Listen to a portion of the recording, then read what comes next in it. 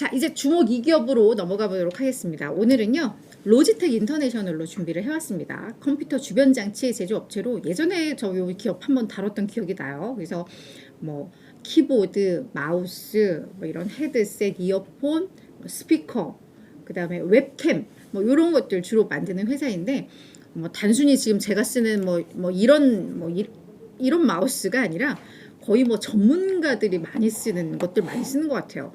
저희 집에도 남편이 뭐 자기 건강 되게 꼼꼼히 챙기는 사람이라서 몸에 좋다는 뭐 키보드 이런 거 하는데 키보드가 막 이렇게 물결 무늬로 되어 있고요. 이 마우스도 뭐 하여튼 좀 특이하게 생겼어요. 이렇게 뭐 위에는 빽족하고 뭐 아래는 동그랗고 막 이러는데 그런 약간 전문용 이런 주변 기기들을 많이 만드는 것 같고 특히 이 게임 많이 하시는 분들 게임 이런 걸로 안 한다면서요. 프로게이머들은 뭔가 이렇게 속도를 더 많이 낼 수 있고 뭐 이렇게 손에 착착 잡히는 걸로 해가지고 뭐 게임 전문용 뭐 이런 주변 기기들을 쓰고 뭐 헤드셋을 쓰고 하는 것 같은데 뭐 그 시장에서 상당히 좀 알려진 그런 회사이죠. 그런데 크리딧 스위스의 서지 로처 애널리스트가 로지텍 당분간은 희망이 없다라고 평가를 했습니다. 그래서 왜 성장 모멘텀이 없고 얘네 매출 계속 뒷걸음질 칠 거야 라고 이야기를 했는데 그러면서 이제 투자 의견을 시장 수익률 상회에서 중립으로 낮췄고요. 이 목표 주가에서는 잠깐 좀 부연 설명이 필요한데 이 로지텍이 뒤에 가서 설명을 하겠지만 스위스 회사입니다. 그래서 스위스 증시에도 상장이 되어 있고 미국 증시에도 상장이 되어 있는데 이 목표 주가를 스위스 증시 기준으로만 현재는 좀 제시를 하고 있는 상황이에요. 그래서 이거를 뭐 달러로 환산해서 보기에도 스위스와 미국 증시에서는 이 기업에 대한 또 평가가 좀 다를 수 있잖아요. 차이가 있을 수 있는 만큼 요거를 달러 환산은 안 했습니다. 그래서 그냥 참고만 하십사. 지난 2월에 목표가를 스위스 프랑 기준으로 71에서 62프랑으로 한 13% 정도 하향 조정을 했거든요. 그래서 지금 이 미국 증시의 목표가하고는 조금은 차이가 있습니다. 좀 차이가 있습니다만 그냥 크레딧 스위스에서는 투자 의견을 낮추면서 목표 주가도 지난 2월에 한 13% 낮춘 이런 의견을 유지하고 있다라는 정도 그냥 참고 차원에서만 목표가는 좀 보시면 될 것 같아요. 그래서 이 투자 의견을 하향 조정한 그 이유 그걸 좀 봐야 될 그걸 상황입니다. 이 투자 의견 조정은 간밤에 있었던 내용이니까요. 이걸 좀 참고하셨으면 좋겠어요.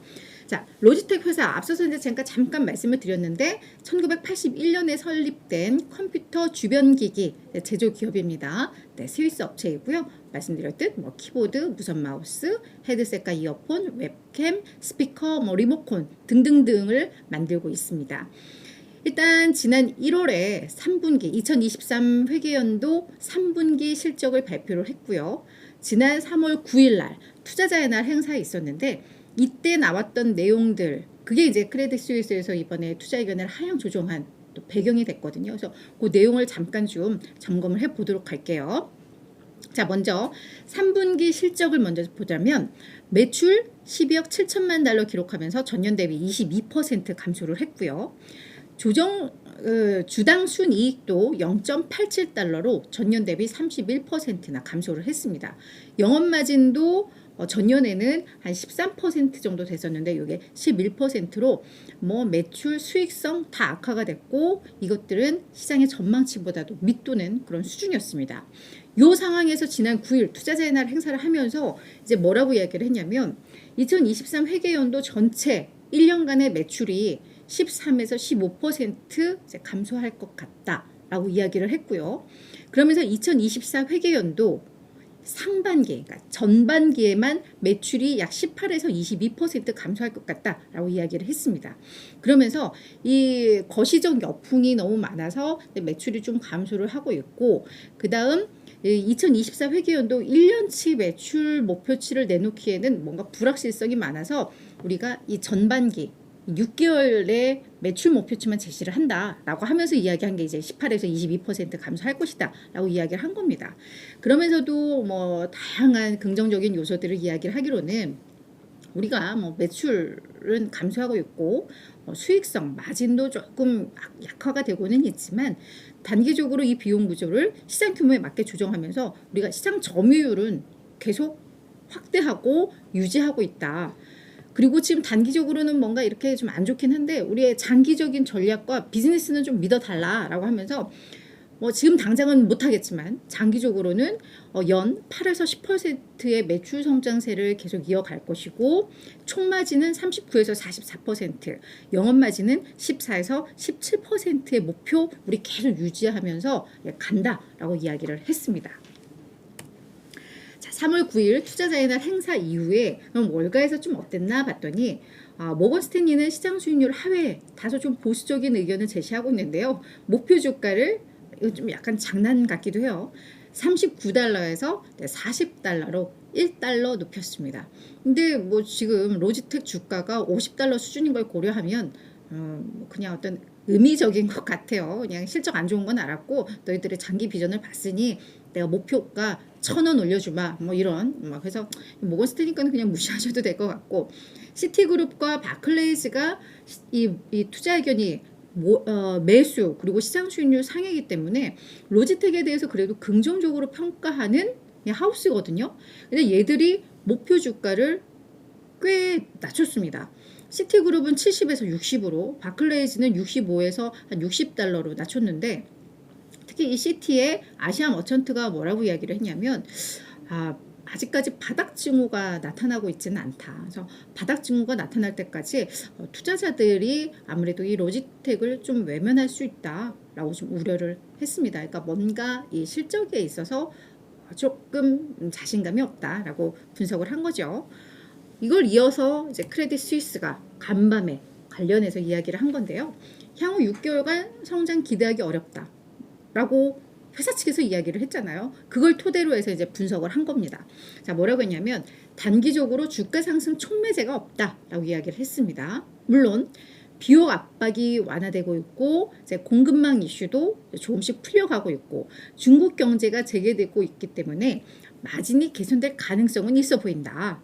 하지만 매출 성장이 뒷받침돼야지 이 밸류에이션이 정당화될 수 있는데 지금 금리 환경도 어렵고 뭐 이런 점에 있어서 성장 모멘텀이 딱히 보이질 않는다. 그런 점에 있어서 단기적으로 주가는 계속 좀 부진할 것이다 라고 이야기를 하고 있습니다. 그렇기 때문에 투자 의견은 중립이다 라고 하는 거고요. 그래서 이제 매출 역성장 부분에 대해서 또 언급을 하고 있는데 2024 회계연도 매출 연평균 약 10.5% 감소할 것으로 예상이 되고 있다라고 이야기를 하고 있습니다. 어떻게 보면은 회사 측에서 제시했던 매출 전망보다는 조금 더 양호하게 한 것일 수도 있어요. 그죠? 그런데 구조적 성장 동력, 로지텍의 구조적 성장 동력이 이 게이밍과 화상회의 솔루션 서비스인데 이게 매출에서도 단품 기준으로 해서 매출이 한 1, 2위권인 게 바로 이 게이밍 부문과 화상회의 솔루션 부문이거든요. 근데 이 부분이 둘 다 어렵다라고 이야기를 하고 있습니다. 일단 PC 및 콘솔 게임 수요가 감소하고 있다는 것 우리 많이들 이야기를 했었고 화상회의 같은 경우에도 많이 감소하고 있는 게 왜냐하면 이 기업 같은 경우에는 사실은 코로나 팬데믹의 최대 수혜주기도 했었어요.